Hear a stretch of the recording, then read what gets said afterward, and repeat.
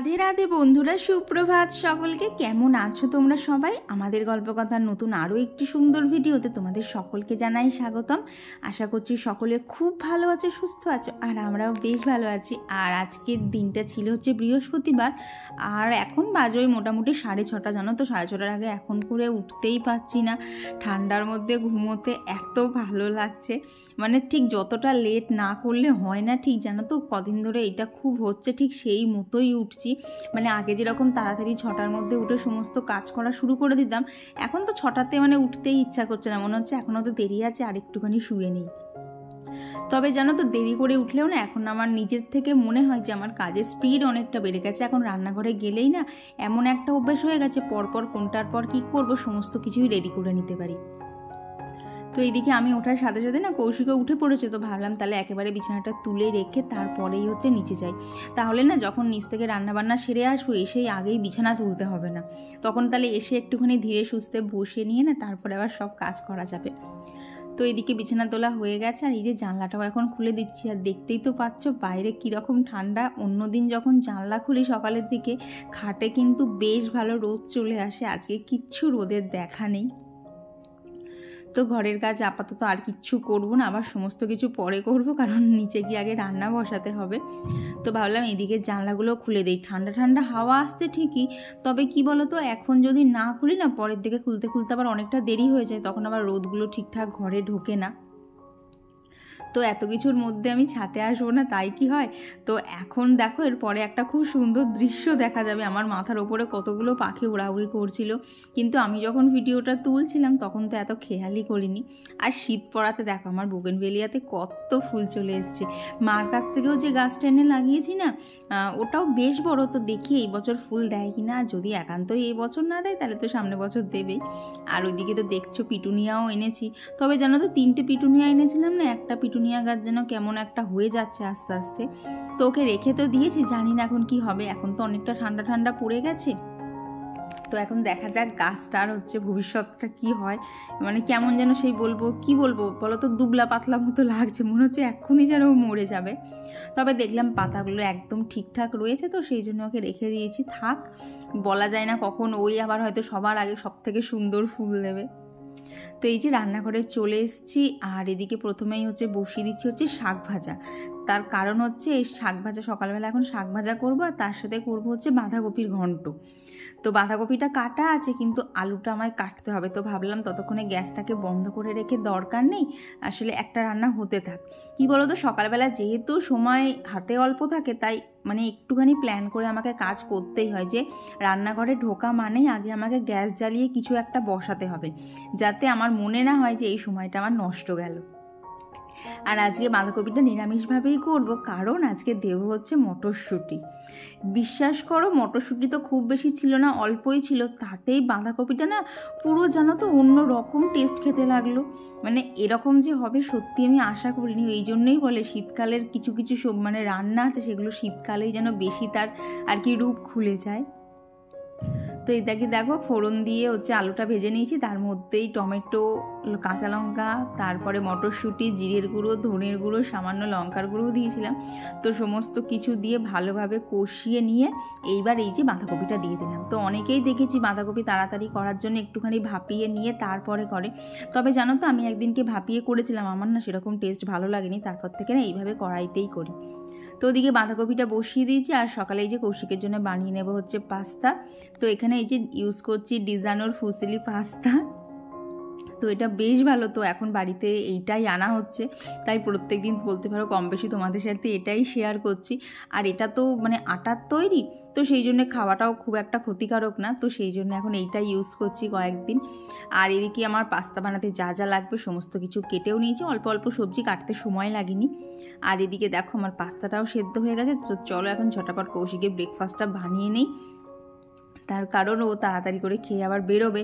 ওর already আর কি গোপালকে তো সকালবেলা ঘুম থেকে তোলে, অলরেডি ও শুরু হয়ে গেছে সেটা করা। তো এরই মধ্যে আমায় ঝটাপট ব্রেকফাস্টটাকে রেডি করে দিতে হবে। তো এইদিকে দেখো প্রথমে হচ্ছে ফুলকপি আর পেঁয়াজটা ভেজে নিয়েছি, তারপরে একটু আলুটা দিয়েছিলাম যাতে ফুলকপিটা একটু বেশি ভাজা হয়। তো এই যে সমস্ত ভাজা হয়ে গেলে একটা ডিম দিয়ে দিয়েছি, আর সাথে তো আছেই হচ্ছে ম্যাগি মশলা আর মটরশুঁটি। মানে বেশ লাগছিল কিন্তু খেতে। ওর থেকে আমি 1 চামচ মতো খেয়েছিলাম। আসলে সকালবেলা এতটা না তেল ঝাল আমি খাই না, তো ওর থেকে একটুখানি খেয়েছিলাম, বেশ লাগছিল খেতে। তো ইচ্ছা আছে একদিনকে নিজের জন্য পরের দিক করে বানাবো। তো এই দেখো পাস্তাটা দিয়ে ভালো করে নাড়াচাড়া করে নিয়েছি, আর চটজলদি একদম বলতে পারো 5-7 মিনিটের মধ্যে আমার ব্রেকফাস্টও রেডি হয়ে গেছে। আর এই পাস্তার লিঙ্কটা আমি ডিসক্রিপশন বক্সে দিয়ে রেখেছি, তোমরা একবার চেক করে নিও। আর দেবনন্দিদি তুমি কিন্তু অবশ্যই জানিও পাস্তাটা তোমার কেমন লাগছে খেতে। আমার তো দারুণ লাগে। তো ওপর থেকে একটুখানি টমেটো সস দিয়ে দিয়েছি, নাহলে তো কৌশিক খাবেই না। তো এই যে আমার ইয়াম্মি পাস্তা একদম রেডি। তো চলো অনেকক্ষণ এইসব হয়েছে, এখন বাদ বাকি যে কুচকাচ কাজগুলো আছে সেগুলো এক এক করে সেরে নিই, কারণ সময়ের কাজ সময়ে না করলে যেহেতু ওর ট্রেন ধরার তাড়া থাকে তো অনেকটাই লেট হয়ে যাবে। তো এইদিকে ও সন্ধ্যের টিফিনটা রেডি করে দিয়েছি, আজকে মুড়ি চানাচুর দিয়েছিলাম। আর এই দেখো আমার জন্য মৌরি ভেজার জলটা কখন থেকে ছেঁকে রেখে দিয়েছি, কিন্তু খাওয়ার আর সময় হয়নি। তো এইবার এই যে মৌরি ভেজার জলটাও এখানে খেয়ে নেব, নিয়ে তারপর এই যে তার মাঝখানে কিন্তু আটাও মেখে নিয়েছি। মানে দেখতেই পাচ্ছ সকালবেলা কি স্পিডে কাজ করেছি, যার জন্য বলতে পারো সমস্ত কিছু না আমি ক্লিপ নিতে পারিনি, আরও হয়তো ভালোভাবে তোমাদের সাথে শেয়ার করা যেত। কিন্তু মাথার মধ্যে একটাই মানে টেনশন ঘুরছিল, কতক্ষণে সব শেষ করব যাতে কৌশিক মানে তাড়াতাড়ি বেরিয়ে যেতে পারে, যেহেতু ট্রেন ধরার তাড়া থাকে। তো এই যে এক এক করে এখানে সমস্ত রুটিগুলো করে নিচ্ছি। দেখো রুটিগুলো আমার কি সুন্দর গোল গোল হয়, কেন যে পরোটাগুলোকে আমি গোল করতে পারি না। মানে গোল তো ঠিকঠাক হয়ও না, আর ত্রিকোণ পরোটা করা তো ছেড়েই দাও, চিকন পরোটা করতে গেলে সেটা এমন একটা শেপ নেয়, সেটাকে আর মানে পরোটা বলা যায় না, তবে খেতে ঠিকঠাকই থাকে। তো এইদিকে দেখো পুরো একদম মাখো মাখো করে বাঁধাকপিটা করেছিলাম। তো আজকে খেতেও খুব ভালো লাগছিল, যদিও মানে কি বলবো আমিষের দিন নিরামিষ করেছি, তবুও কিন্তু খেতে দারুণ লাগছিল। তো কৌশিক এদিকে বেরিয়ে গেছে, আর ও বেরিয়ে যাওয়ার পর টেবিলটা খালি করে টেবিলটা মুছেছি। আর যেহেতু এখানে রুটি করি, তাই রুটি করার শেষে এই দিকটাও খুব ভালো করে মুছতে হয়। আর এদিকে না গ্যাসে একটু ডালও বসিয়ে দিয়েছিলাম। তো রুটি তো হয়ে গেছিলো, এদিকে ডালও হয়ে গেছে। তো ওদিকে বাপিকে খেতে দিয়ে দিয়েছি, দিয়ে ভাবলাম আমার কিছু মুদিখানার জিনিসপত্র না এই যে এদিকে ফিল করতে হবে, তো ভাবলাম এই কটা করে নিই। তো ওইদিকে নুনের কোটোটা ছিল, অল্প ছিল, তো সেটাকেও ভর্তি করে নিয়েছি। এদিকে এই যে কালো সর্ষে, হলুদ, ধনের গুঁড়ো, তারপরে সাদা তেল, তো সমস্ত কিছু এক এক করে ভালোভাবে ফিল করে নিচ্ছি। আর কি বলতো এই যে ফিল করার যে ব্যাপারটা না, এটা আমি দেখেছি যদি রান্না করতে করতে করি না, খুব যেন মানে মনে হয় কতটা সময় এদিকে চলে গেল। কিন্তু একটু যদি হাতে করে সময় নিয়ে করি না, তো দেখি মানে জিনিসগুলো খুব কাজটা পরিষ্কার হয়, আবার রান্নার সময় সমস্ত জিনিসপত্র হাতে আমি পেয়েও যাই। তো চলো এদিকে তো দেখতেই পাচ্ছ সমস্ত কিছু আমার ভরা হয়ে গেছে, এখন ঝটাপট এগুলোকে আগে ঢাকনা আটকাই, নাহলে বাই চান্স একটা এদিক থেকে ওদিক হয়ে গেলে যেটা করবে সেটা সম্পূর্ণ নষ্ট। তো এইখানে এখন আমি আমার ওটসটাও বানিয়ে নিচ্ছি। তবে জানো তো ওটসটা আজকে আর নিচে বসে খাবো না, এতক্ষণে নিশ্চয়ই আমার ঘরে রোদ চলে এসছে, ঘরে গিয়েই খাবো। তো ওটসটা নিয়ে ওপরে চলে এসেছিলাম, আর এসেই দেখি দেখো জানলা দিয়ে বেশ কিন্তু রোদ এসছে। অতটা রোদ নেই, তাও একটা রোদের আভাটা পাওয়া যাচ্ছে। তো ভাবলাম এত সুন্দর রোদটাকে তো মিস করা যায় না, তো ওটসটা নিয়ে দেখো জানলাতেই বসে পড়েছি। তো জানলাতে বসে বসেই খাচ্ছিলাম, আর গরম গরমে খেতে খেতে কি দাঁড়া মানে এত আরাম লাগছিল না, মনে হচ্ছিল ওখানেই বসে থাকি। আর এই যে রোদ থেকে উঠেই দেখো যেই না জলে হাত দিতে গেছি, হাত তো পুরো বরফ হয়ে যাচ্ছে, কিন্তু জলে তো হাত দিতেই হবে, কারণ সকাল থেকে এখনও আমি স্কিন কেয়ারটা করিনি। আর শীতের মধ্যে আমার কাছে সব থেকে কষ্ট লাগে এই টোনারটা অ্যাপ্লাই করা, মুখের ওপর জলের ছিটেগুলো পরে মুখ যেন আরও ঠান্ডা পাথর হয়ে যায়। আর এমনিতেই আমি যে শীত কাতুরে, আর কি বলবো, মানে নিজের নামে মাঝে মধ্যে খারাপও বলতে হয়। দেখো একটা মানুষের মধ্যে তো আর সব ভালো থাকে না, খারাপ ভালো মিশিয়ে থাকে। তো যাই হোক, তো চলো এবার তোমাদের সাথে বেশ কিছু কমেন্ট শেয়ার করি। তো আমার গত ভিডিওতে কমেন্ট করেছিল দ্য স্যান স্টোরি থেকে দিদি ভাই, আর কমেন্ট করেছিল টুম্পা দিদি ভাই। আর দেখো তো আমাকে টিপ পরে কেমন লাগছে, তোমরা অনেক সময় বলো টিপ আমাকে পরতে আমাকে ভালো লাগে। তো সকালবেলা না যখন আর কি স্কিন কেয়ারটা করছিলাম, তো দেখলাম পাশে একটা টিপ ছিল, তো সেই জন্য সেটাও একটু পরেই নিলাম। আর কমেন্ট করেছিল হচ্ছে সুশীলা দিদিভাই আর সুচরিতা মণ্ডল দিদিভাই, লিখেছো দেখে মনে হচ্ছে পাস্তাটা দারুণ হয়েছে খেতে। হ্যাঁ গো, এতটাই সুন্দর হয়েছিল না আগের দিনের পাস্তাটা, মানে আজকে যেটা দেখালাম এটার থেকেও গত দিনেরটা বেশি সুন্দর হয়েছিল। তো কৌশিক তো বলেই দিয়েছে মানে এই রবিবারে ওকে এইভাবেই পাস্তা করে দিতে হবে, আমাকে সমস্ত জিনিসপত্র এনে দেবে। তো এই রকমভাবে বলার পর কি আর মানে না করে থাকা যায়, না হলে নিজেরই একটা প্রেস্টিজের ব্যাপার হয়ে যাবে। আর কমেন্ট করেছিল হচ্ছে পায়েল দিদিভাই, তো পায়েল দিদিভাই লিখেছে চিকেন ভর্তাটা খুব ভালো হয়েছে। হ্যাঁ গো, ওটাও আমার একটা দারুণ রেসিপি, আগে আমি কোনোদিন করতাম না, কিন্তু একদিনকে না ফোনে দেখলাম, তারপর থেকে তো বলতে পারো এটার একদম মানে দিওয়ানা হয়ে গেছি, খেতে এত ভালো লাগে। আর কমেন্ট করেছিল লোপামুদ্রাদি, তো দিদিভাই লিখেছে তোমার ভিডিও নিয়ে কোনো কথা হবে না, সবটাই খুব ভালো লাগে। দিদিভাই তুমিও খুব ভালো মনের মানুষ, যার জন্যই বলতে পারো এই সাধারণ কাজগুলোও তোমার কাছে অনেক অসাধারণ লাগে। আর তুমি প্রত্যেক দিনই কম বেশি কোনো না কোনো কমেন্ট করো, যেটা আমার সব থেকে ভালো লাগে।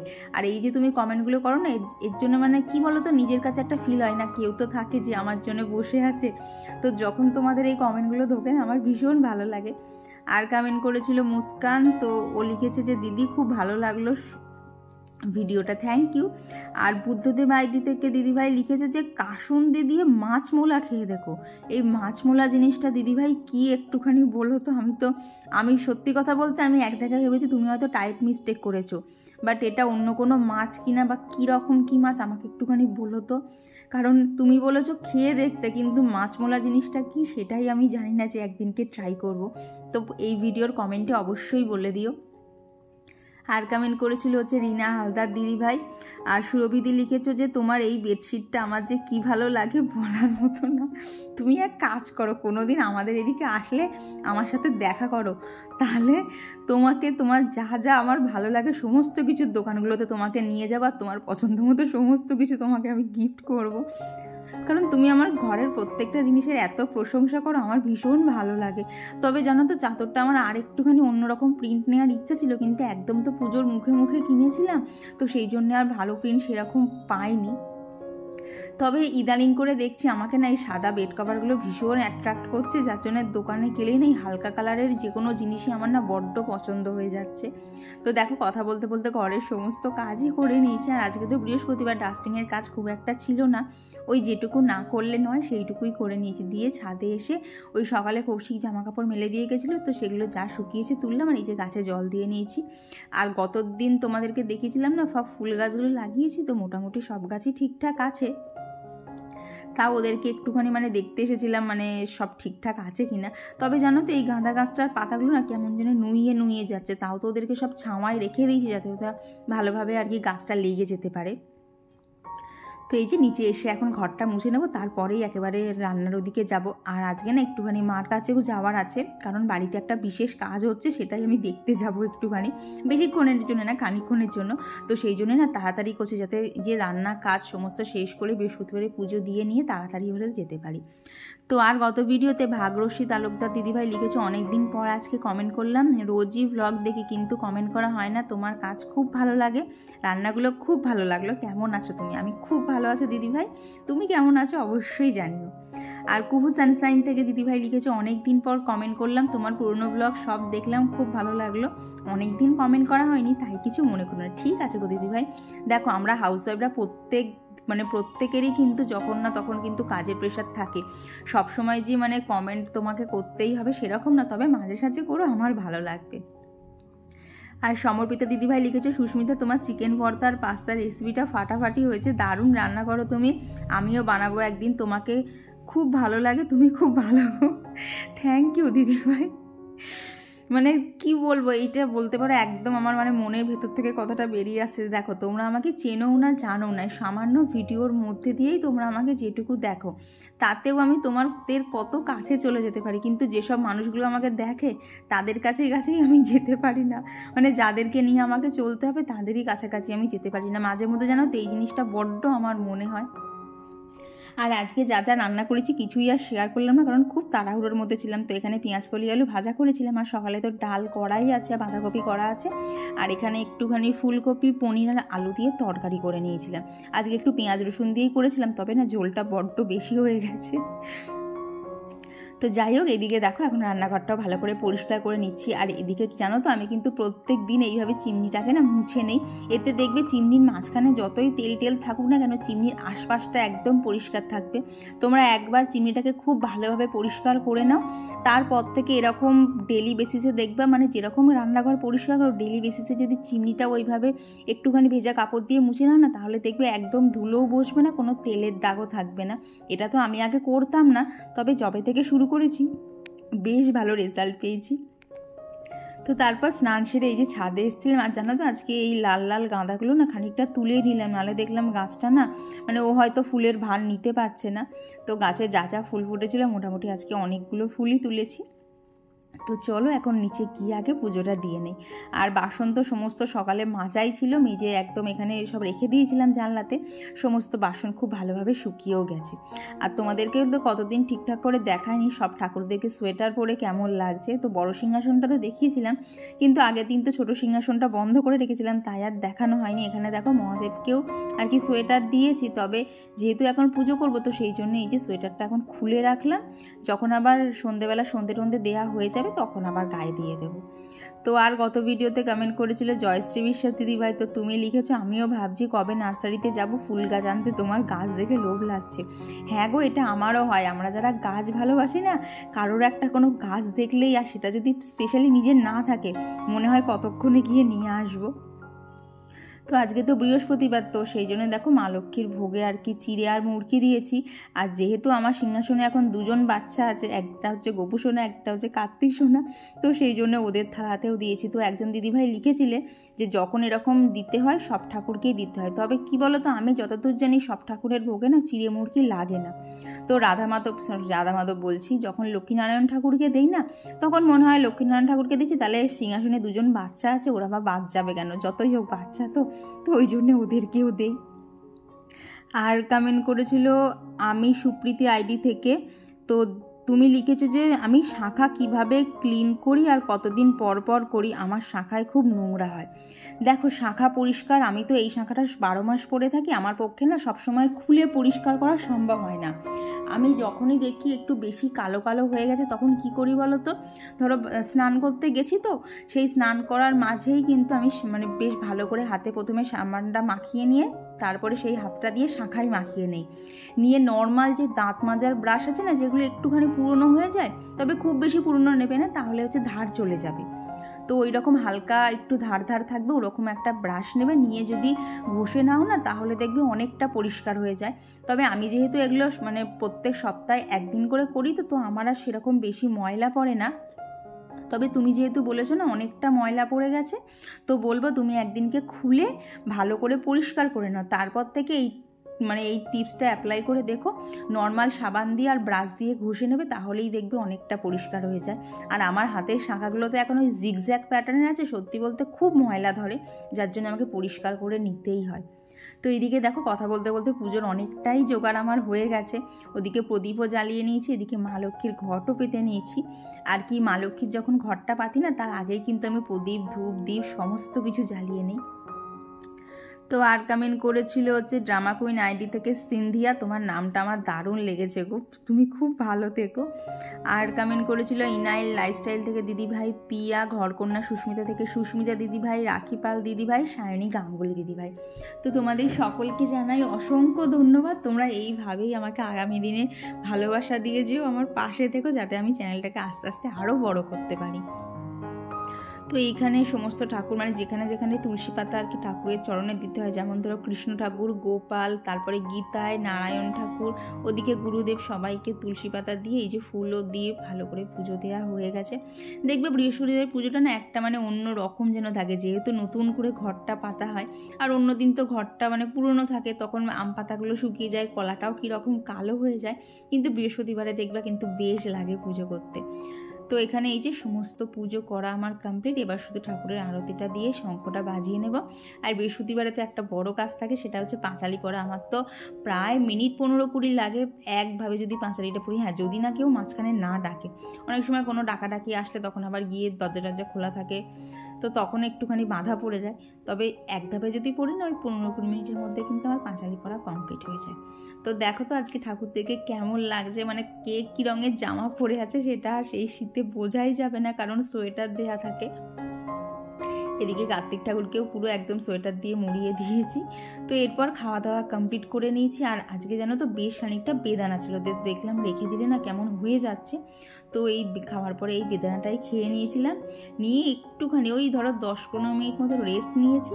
তারপরেই সোজা চলে এসেছি হচ্ছে মার এখানে। আর এই দেখো মার এদিকে ছাদে দেখো না কত টব, দেখো সমস্ত টব সব সরানো হয়ে গেছে, কিছু কিছু টব এখনও বাকি আছে।